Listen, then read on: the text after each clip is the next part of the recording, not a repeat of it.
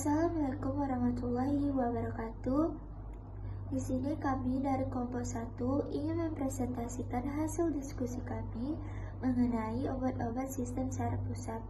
Sebelumnya, kami berterima kasih kepada dosen pengampu mata kuliah farmakologi, yaitu Apoteker Mira Septiani, Master of Science. Baiklah, saya tidak sendiri, saya bersama rekan-rekan saya, yaitu saya sendiri, Maliana Putri dengan NIM 2301175, dengan rekan saya, Akla Angelia dengan NIM 2301194, Andina Handia Rizky dengan NIM 2301154, Flora Atri Aldita dengan NIM 2301169, Keriani Agustin dengan NIM 2301181, Putri Mesya Yudhistira dengan NIM 2301188, Rafli dengan NIM 2301189. Baiklah, materi pertama akan dijelaskan oleh saya sendiri, yaitu Maliana Putri, mengenai apa itu sistem saraf pusat.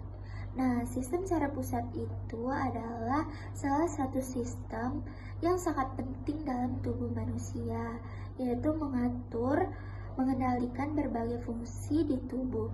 Terdiri dari otak dan sumsum tulang belakang yang bekerja secara sinergis untuk menjaga keseimbangan dan kelancaran kerja organ-organ tubuh.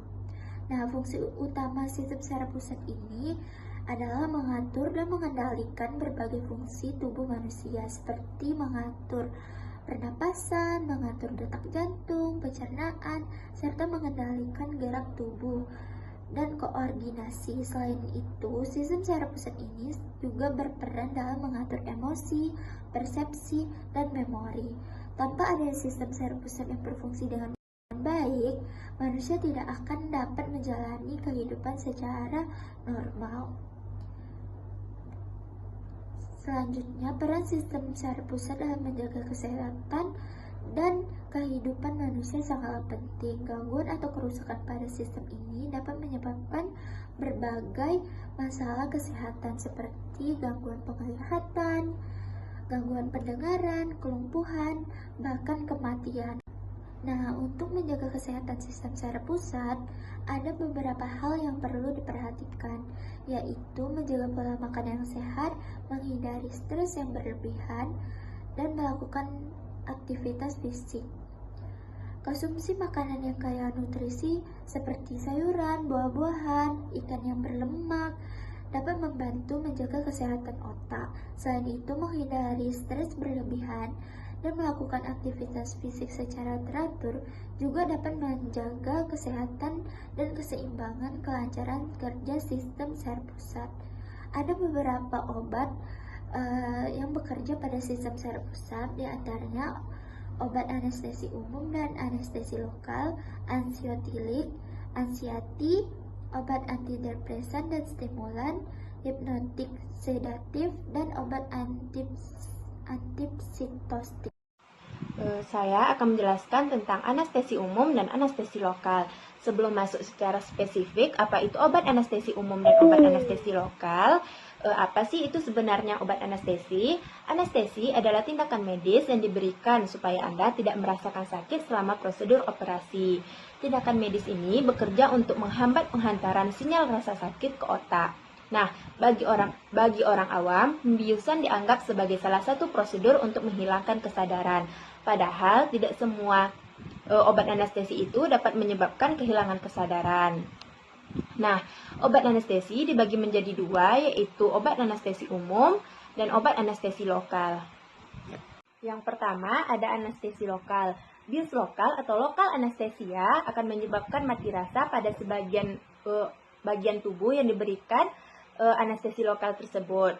Nah, bagian tubuh lain yang tidak diberikan anestesi akan tetap dapat bekerja dan merasakan sensasi.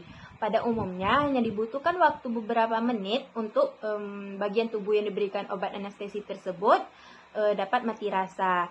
Nah, contoh prosedur yang dapat menggunakan bius lokal diantaranya yang pertama ada penambalan atau pencabutan gigi bungsu, yang kedua ada operasi kecil seperti pengangkatan kutil atau tahi lalat, yang ketiga ada katarak, yang keempat ada biopsi.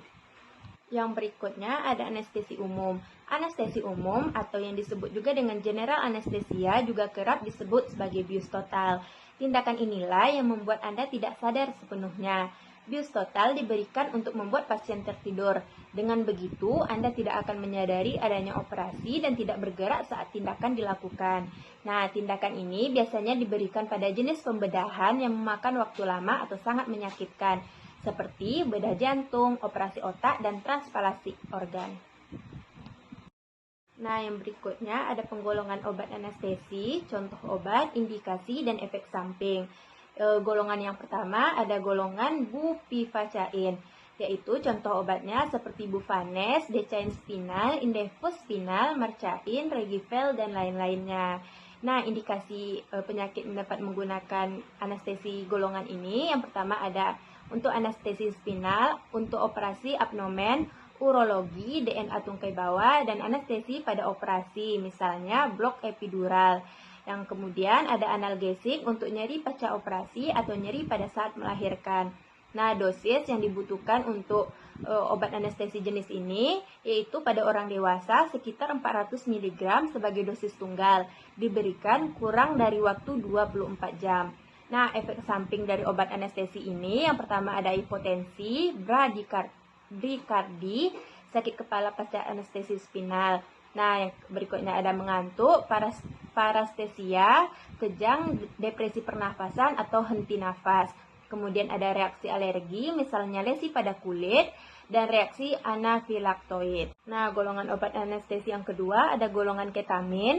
Contoh obatnya ada Ivanes, ketamin, Hamelan, Ketalar, KTM, dan Anesjek. Nah, indikasi penyakit yang menggunakan obat anestesi golongan ini itu ada sebagai zat anestesi tunggal untuk prosedur diagnostik dan operasi, ada sebagai indikasi sebelum pemberian zat anestesi umum, dan ada analgesik dan anestesi obstetrik. Nah, dosis untuk obat golongan ini ada induksi awal yaitu 4,5 mg per kilogram secara lambat. Dosis jarang diberikan melebihi 2 mg per kilogram berat badan. Untuk diberikan secara lambat sekurang-kurangnya selama 60 detik. Nah, efek samping dari obat anestesi golongan ini ada depresi pernapasan, apnea, ada mual dan muntah, ada peningkatan tekanan intraokular atau TIO, dan reaksi efek samping yang jelas. Nah, yang berikutnya ada mekanisme kerja obat anestesi lokal. Anestesi lokal adalah obat yang diberikan untuk membuat bagian tubuh tertentu mati rasa. Jenis bius ini tidak membuat Anda kehilangan kesadaran seperti halnya anestesi total, akan tetapi cara kerjanya yaitu dengan memblokir saraf pada area yang diberikan bius. Kondisi tersebut kemudian membuat saraf tidak bisa mengirimkan sinyal rasa sakit ke otak. Mekanisme kerja obat anestesi lokal yaitu mencegah impuls saraf atau blokade konduksi dengan menghambat pengiriman ion natrium melalui gerbang ion natrium selektif pada membran saraf. Nah, kegagalan permeabilitas gerbang ion tersebut meningkatkan perlambatan kecepatan depolarisasi seperti ambang batas potensial tidak tercapai sehingga potensial aksi tidak disebarkan. Nah, yang berikutnya ada obat anestesi umum. Obat anestesi umum bekerja pada sistem saraf pusat. Bagian spesifiknya masih menjadi perdebatan. Nah, sifat pokok makhluk hidup adalah dapat terangsang. Kemampuan sel-sel tertentu untuk bereaksi terhadap rangsangan fisik atau kimiawi dengan reaksi yang spesifik atau disebut dengan eksitasi. Rangsangan dihantarkan sel melalui neurit atau akson. Rangsangan akan diteruskan menjadi eksitasi melalui perbedaan ion pada dua ruang sel, yaitu intrasel dan ekstrasel. Kedua ruangan ini akan mempunyai gerbang-gerbang tempat keluar masuknya ion. Konsentrasi ion K+ di dalam sel 10 kali lipat lebih banyak dibandingkan di luar sel. Ketika terjadi rangsangan fisik atau kimia, maka akan mendorong terjadinya perubahan potensial membran. Akibat perbedaan potensial antara bagian yang terangsang dengan bagian lainnya yang belum terangsang, maka akan terjadi aliran listrik lokal yang diteruskan melalui satu nodus Ravier ke nodus Ravier lainnya. Baiklah, di sini saya akan menjelaskan materi hipnotik sedatif. Hipnotik adalah golongan obat yang dapat menyebabkan kantuk dan memudahkan seseorang tertidur. Hipnotik digunakan pada kondisi insomnia, sedangkan sedatif adalah golongan obat yang dapat menurunkan aktivitas, mengurangi perangsangan, dan menyebabkan keadaan tenang. Golongan obat hipnotik dan sedatif menyebabkan depresi sistem saraf pusat. Maka obat-obat ini dapat juga digunakan untuk epilepsi, pelemas otot dan penenang, amnesia, dan anestesi umum. Hipnotik digunakan pada kondisi insomnia. Insomnia merupakan kondisi di mana seseorang mengalami kesulitan tidur atau mempertahankan stadium tidur dapat bersifat akut maupun kronis. Insomnia dikaitkan dengan penurunan aktivitas neurotransmitter GABA di korteks dan sistem dinding. GABA adalah asam amino yang bertindak sebagai neurotransmitter inhibisi di sistem saraf pusat. GABA menghasilkan inhibitory hipnotik esensial yang menyebabkan hiperpolarisasi. Hiperpolarisasi sel saraf atau neuron menyebabkan penurunan aktivitas neuron dan menghambat transmisi impuls saraf sehingga muncul efek menenangkan. Transmitter GABA banyak terdapat di sistem limbik khususnya bagian amigdala. Amigdala merupakan bagian otak yang berperan mengatur emosi dan memori. Untuk menghasilkan efek inhibisi GABA mengaktifasi reseptor. Reseptor GABA diklasifikasikan menjadi 3, yaitu GABA B yang merupakan reseptor terkait protein G, GABA A dan C merupakan reseptor terkait kanal ion, reseptor GABA terkait dengan efek hipnotik yaitu reseptor GABA A. Reseptor GABA A memiliki 5 subunit terdiri dari alfa, beta, dan gamma. Ikatan GABA pada reseptor GABA A di postsinaptik menyebabkan kanal ion klorida terbuka yang memfasilitasi ion klorida ke dalam sel, sehingga terjadi hiperpolarisasi. Golongan obat yang pertama adalah benzodiazepin. Mekanisme benzodiazepin merupakan akibat aksi gamma aminobuktirat acid atau GABA sebagai neurotransmitter penghambat di otak. Saat impuls saraf datang menuju presinaptik memicu masuknya ion Ca sehingga vesikel yang berisi neurotransmitter GABA menepi ke membran sel plasma sehingga terjadi eksositosis.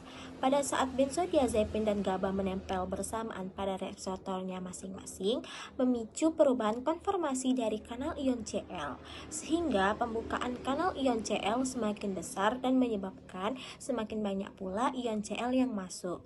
Akibat yang terjadi yaitu hiperpolarisasi sehingga terjadi penghambatan potensial aksi yang menghasilkan efek antikonvulsan, relaksasi otot skeletal, sedasi, dan ansiolisis. Contoh obatnya yaitu ada alprazolam, diazepam, demoxepam, flumazenil, flurazepam, chlordiazepoksid, clonazepam, clorazepam, lorazep, midazolam, oxazepam, dan sebagainya. Yang pertama ada diazepam, indikasinya pemakaian jangka pendek pada insomnia, tambahan pada putus alkohol akut, kejang, demam, spasme otot.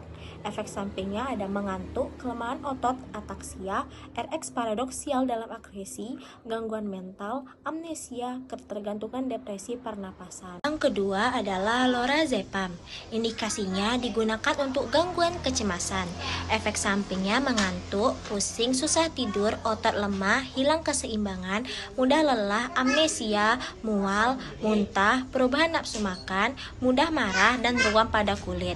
Penggolongan obat yang kedua adalah barbiturat. Mekanisme kerjanya sama seperti benzodiazepin melalui interaksi dengan reseptor barbiturat yang ada dalam kompleks reseptor GABA, kanal ion Cl yang menyebabkan peningkatan durasi pembukaan kanal ion Cl sehingga ion Cl masuk ke dalam neuron meningkat. Lalu hiperpolarisasi kerja inhibisi GABA. Contoh obatnya yaitu ada amobarbital, aprobarbital, butabarbital, skobarbital, metohexital, pentobarbital, fenobarbital, sekobarbital, talbutal, tiamilal, tiopental, dan sebagainya. Indikasi. Baiklah, saya di sini akan menjelaskan apa itu antidepresan. Antidepresan adalah obat yang digunakan untuk menangani depresi. Obat ini bekerja dengan cara menyeimbangkan kandungan senyawa kimia di dalam otak yang disebut dengan neurotransmitter, sehingga bisa meredakan keluhan dan membantu memperbaiki suasana hati dan emosi. Selain untuk mengobati depresi, antidepresan juga digunakan untuk mengobati kondisi lainnya seperti gangguan obsesif kompulsif, gangguan kecemasan umum, gangguan stres pasca trauma, fobia, bulimia, serta keluhan nyeri. Obat ini hanya boleh digunakan dengan resep dokter. Selanjutnya itu ada penggolongan obat, contoh obat, mekanisme kerja obat, serta efek samping obat yang ditimbulkan. Yang pertama ada antidepresan trisiklik atau TCAS yang merupakan golongan obat pertama kali yang dikembangkan. Mekanisme kerja obat ini adalah menghambat pengembalian kembali amin biogenik seperti serotonin, dopamin di dalam otak. Obat ini jarang direkomendasikan karena efek samping yang ditimbulkannya. Adapun efek samping yang ditimbulkannya berupa aritma, blokade jantung, mulut kering, pandangan kabur, mudah berkeringat. Contoh golongan obat TCAS ini adalah amitriptilin, dosepin, dan clomipramine. Yang kedua ada selective serotonin reuptake inhibitor atau SSRIs. Serotonin adalah neurotransmitter yang berhubungan dengan perasaan sehat dan bahagia. Jenis golongan obat ini digunakan untuk mengobati depresi sedang hingga depresi berat, yang bekerja menghambat atau memblokir kembali serotonin secara selektif, sehingga menyebabkan peningkatan konsentrasi serotonin yang dapat meningkatkan mood dan ketertarikan seseorang. Obat ini digunakan dengan anjuran dokter pada pasien tertentu. Adapun efek sampingnya berupa gangguan pencernaan, gugup, halusinasi, mengantuk, dan anoreksia. Contoh obat-obatan dalam jenis ini adalah ada escitalopram, fluoxetine, paroxetine, sertraline, dan citalopram. Yang ketiga ada serotonin norepinephrine reuptake inhibitor atau SNRIs. Sama halnya dengan SSRIs, jenis obat antidepresan ini bekerja untuk menghambat terserapnya kembali norepinephrine dan serotonin oleh sel saraf. Hal ini juga menguntungkan bagi orang-orang dengan latar belakang psikomotorik atau perkembangan gerakan dan pikiran fisik yang terlambat. Adapun efek sampingnya berupa gangguan pencernaan, insomnia, gelisah, masalah seksual, sembelit, serta keringat berlebihan. Contoh obat jenis SNRIs adalah yang pertama ada duloxetine, venlafaxine, desvenlafaxine reboxetine, milnacipran, dan levominalcipran. Yang keempat ada monomin oksidase inhibitor atau disingkat dengan MAOIs. Golongan ini merupakan yang pertama kali dikembangkan untuk antidepresan pada tahun 1950-an. Bekerja dengan cara menghambat aksi enzim yaitu monomin oksidase yang dapat menghancurkan serotonin, epinefrin, dan dopamin.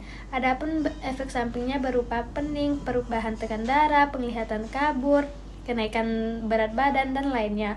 Contoh obat golongan MAOIs ini yaitu isokarboxacin, penilsin, tranilipromin, seligilin. Selanjutnya indikasi obat antidepresan. Gangguan depresi meliputi depresi mayor unipolar, gangguan depresi persisten atau distimia, gangguan disforik pramenstruasi, dan gangguan depresi akibat medis lainnya.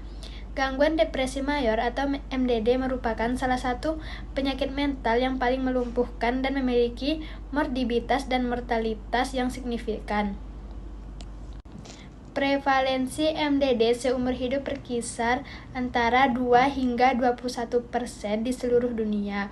Korelasi sosiodemografi utama adalah status perkawinan yang bercerai dan jenis kelamin perempuan. Dengan pengobatan yang tepat, 70 hingga 80% individu dengan gangguan depresi mayor dapat mengurangi gejala secara signifikan.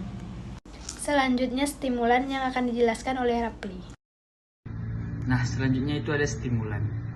Nah, apa itu stimulan? Jadi stimulan adalah obat yang digunakan untuk meningkatkan aktivitas fisik dan kewaspadaan dengan meningkatkan gerak jantung dan pernapasan serta meningkatkan fungsi otak.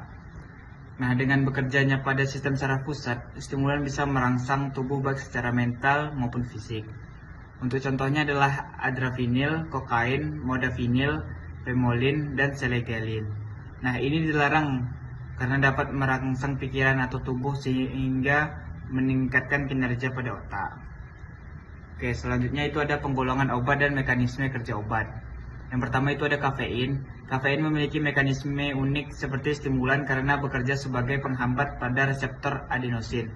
Agonisme pada reseptor ini menimbulkan rasa kantuk, dan karenanya penghambatan pada reseptor ini menyebabkan peningkatan kadar energi. Kafein juga meningkatkan tekanan intraokular pada mereka yang terkena glaukoma. Nah, yang kedua itu ada amfetamin. Nah, mekanisme kerja umum amfetamin adalah induksi katekolamin, khususnya norepinefrin dan dopamin. Katekolamin ini menyebabkan peningkatan kadar energi, euforia, dan meningkatkan libido serta kognisi yang lebih tinggi. Kelas ini juga mencakup agen non-terapeutik seperti 3,4 metilnedioksi-metapentamin atau yang disingkat dengan MDMA alias ekstasi. Nah, metilnedioksipropyleurin atau yang disingkat dengan MDPV ini dan medopren. Yang selanjutnya itu ada metilfenidat. Nah, obat ini memblokir transporter dopamin atau DAT dan transporter norepinefrin atau yang disingkat dengan NET yang menyebabkan peningkatan kadar dopamin dan norepinefrin dengan penghambatan penyerapan kembali keduanya. Yang selanjutnya itu ada efedrin. Nah, mekanisme utama efedrin adalah peningkatan aktivitas norepinefrin sebagai reseptor energik pseudoephedrin. Secara khusus juga bekerja sebagai dekonestan hidung dan sinus. Yang selanjutnya ada kokain. Nah, induksi sebagai besar efek kokain terjadi melalui blokade protein pengangkut dopamin. Hal ini mengakibatkan peningkatan kadar dopamin di celah sinaptik dan karenanya efek samping dopamin menjadi lebih kuat. Yang selanjutnya itu ada daun sirih atau kaca edulis. Nah, tanaman ini mengandung zat yang disebut dengan katinone dan Organisasi Kesehatan Dunia menganggapnya sebagai obat yang berpotensi disalahgunakan, meskipun mereka tidak menganggapnya sebagai risiko kecanduan yang serius. HAT adalah ketoamfetamin dan dilarang di Amerika Serikat. Yang selanjutnya ada modafinil. Ini adalah agen perangsang susunan saraf pusat yang digunakan untuk mengatasi rasa kantuk yang berhubungan dengan apnea, tidur obstruktif, narkolepsi, dan gangguan pekerja shift. Obat ini digunakan untuk menghambat penyerapan dopamin yang lemah. Nah, yang selanjutnya itu ada indikasi obat stimulan. Sebagai stimulan yang paling umum digunakan, kafein ditemukan dalam berbagai minuman dan makanan seperti teh, kopi, dan coklat. Nah, kafein dikonsumsi secara rutin di banyak negara di seluruh dunia karena efek stimulannya yang ringan hingga sedang yang meningkatkan kewaspadaan. Sifat-sifat umumnya juga membuatnya merajalela di kalangan pelajar dan atlet yang masing-masing mencari keunggulan kognitif atau fisik. Lalu, ada efek samping dari obat stimulan. Yang pertama itu ada insomnia, gugup, mengantuk, pusing, sakit kepala, pandangan menjadi kabur, lalu ada TIC, nyeri pada perut, lalu ada mual, muntah, dan nafsu makan juga berkurang, penurunan berat badan dan detak jantung tidak teratur atau cepat, dan kebingungan. Lalu ada kerusakan pada hati. Nah, kerusakan pada hati ini itu ditandai dengan menguningnya kulit atau mata. Lalu ada mual, nyeri atau rasa tidak nyaman di bagian perut, pendarahan atau memar yang tidak biasa, dan kelelahan parah. Selanjutnya saya Afla Angelia akan menjelaskan mengenai ansiolitik dan juga anxiety. Ansiolitik adalah golongan obat yang digunakan untuk mencegah atau mengurangi kecemasan atau kegelisahan.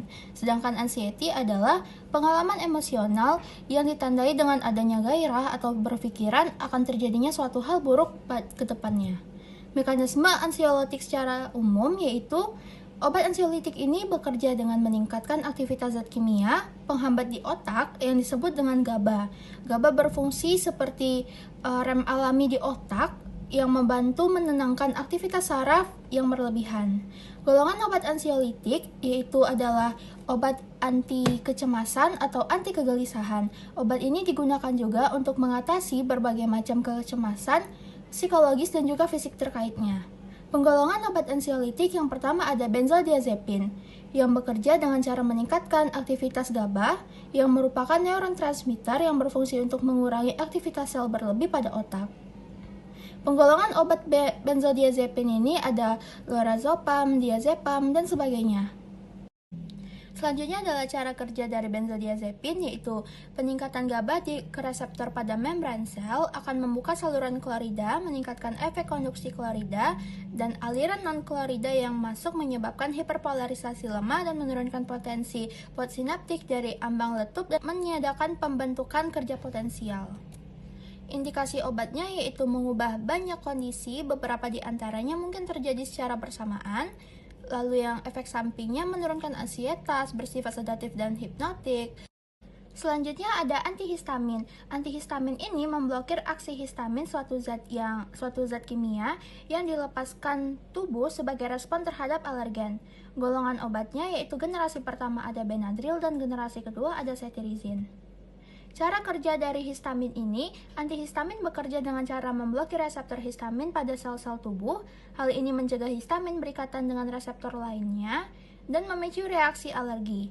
Efek sedatif dari beberapa histamin diperkirakan terjadi karena mereka juga dapat berpengaruh atau mempengaruhi neurotransmitter lain di otak. Indikasi obatnya yaitu gangguan kecemasan ringan dan insomnia. Efek samping dari antihistamin ini adalah kantuk, pusing, mual, dan sembelit. Selanjutnya ada barbiturate, yaitu barbiturate ini meningkatkan aktivitas GABA. GABA adalah neurotransmitter yang berfungsi menghambat aktivitas saraf pada otak. Barbiturate ini akan memperkuat aktivitas penghambatan tersebut sehingga menyebabkan efek penenang dan kantuk. Lalu barbiturate juga akan menekan aktivitas pada otak. Penggolongan obat dari barbiturate ini ada butalbital, pentobarbital, dan indikasi obat dari barbiturate ini ada anestesi, sedasi, obat tidur. Dengan cara kerja obat yaitu barbiturate bekerja dengan cara meningkatkan aktivitas GABA. Mekanisme yang lebih detailnya itu akan meliputi ikatan dengan reseptor GABA dan peningkatan permeabilitas membran. Efek samping dari barbiturate ini adalah toleransi dan kemungkinan ketergantungan dan kecanduan, lalu gangguan jantung dan pernafasan. Yang keempat ada buspiron. Buspiron ini bekerja pada sistem saraf pusat, lebih tepatnya pada reseptor serotonin di otak. Serotonin adalah zat kimia yang berperan dalam mengatur suasana hati, kantuk, nafsu makan, dan mempengaruhi reseptor serotonin. Buspiron membantu menyeimbangkan kadar serotonin pada otak sehingga gejala kecemasan dapat berkurang. Penggolongan obat dari buspiron ini termasuk dalam golongan ansiolitik atau obat penenang, yang dimana buspiron memiliki efek samping yang lebih sedikit atau tidak akan terjadi kecanduan. Cara kerjanya akan mengikat reseptor serotonin 5-HTIA di otak, lalu meningkatkan aktivitas serotonin dan mencegah kecemasan. Indikasi obatnya yaitu gangguan kecemasan umum atau Generalized Anxiety Disorder or GID. Ada gejala kecemasan non-spesifik juga seperti rasa takut, mudah tersinggung, pusing, dan juga efek samping dari Assalamualaikum warahmatullahi wabarakatuh. Perkenalkan, nama saya Dinandia Rizky dengan NIM 2301154. Di sini saya akan menjelaskan tentang antipsiotik atau obat antipsiotik. Nah, untuk konsep kerja psikiotik ini itu mengurangi transmisi dopamin dan dengan demikian meredam keunggulan gejala yang mengganggu. Nah, itu oleh karena itu pada tahap awal respon dari antipsikiotik ini pasien itu bakal mengalami pelepasan dari gejala, penurunan delusi dan halusinasi ke bagian belakang pikiran mereka, alih-alih penghapusan gejala secara menyeluruh. Lalu untuk penggolongan obat antipsikiotik ini itu terdiri dari jadi dua, yaitu generasi pertama atau tipikal, sedangkan yang kedua adalah atipikal. Untuk generasi pertama atau tipikal ini, statusnya itu obat yang pertama dikembangkan untuk mengatasi psiosis. Sedangkan kalau generasi kedua ini, dia tuh untuk mengobati psiosis yang saat ini. Lalu untuk efek sampingnya itu kalau generasi pertama itu lebih banyak dibandingkan generasi yang kedua ini. Soalnya generasi kedua ini itu lebih sedikit yang atipikal. Sedangkan untuk mekanisme kerja obatnya ini adalah bekerja dengan mengubah aksi neurotransmitter di otak untuk mengurangi dan mengendalikan gejala psiosis. Mekanisme kerja antipsiotik ini berbeda-beda tergantung pada jenisnya, yaitu antipsiotik generasi pertama dan antipsiotik generasi kedua, yaitu tipikal atau atipikal. Untuk yang generasi pertama itu tuh menghambat neurotransmisi dopaminergi, noradrenergi, kolinergi, dan histaminergi. Obat ini paling efektif saat menghambat sekitar 72% reseptor dopamin D2 di otak.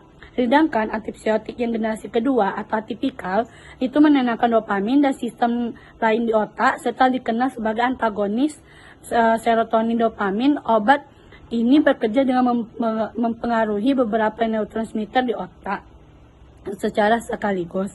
Untuk indikasi obat antipsiotik ini yaitu penanganan skizofrenia baik pada fase akut maupun sebagai terapi pemeliharaan, yaitu mania, depresi, delusi, dan gangguan perilaku pada demensia. Perbedaan antara skizofrenia dan penyakit afektif itu sulit dibuat dan mungkin diperlukan dalam pengobatan episode yang akut. Lalu untuk efek samping obat ini yang pada umumnya itu adalah ada kantuk, peningkatan berat badan, mulut kering, penglihatan kabur, pusing, sembelit, mual atau gangguan pencernaan, perubahan kemampuan seksual atau hasad. Kalau untuk efek samping yang biasanya untuk generasi pertama dan generasi kedua, kalau generasi yang pertama tuh yang biasanya tuh adalah peningkatan berat badan, itu yang pengobatan efek sampingnya itu yang sedang. Sedangkan kalau yang generasi yang kedua itu tuh ada kejang-kejang. Sekian dari saya, terima kasih. Wassalamualaikum warahmatullahi wabarakatuh.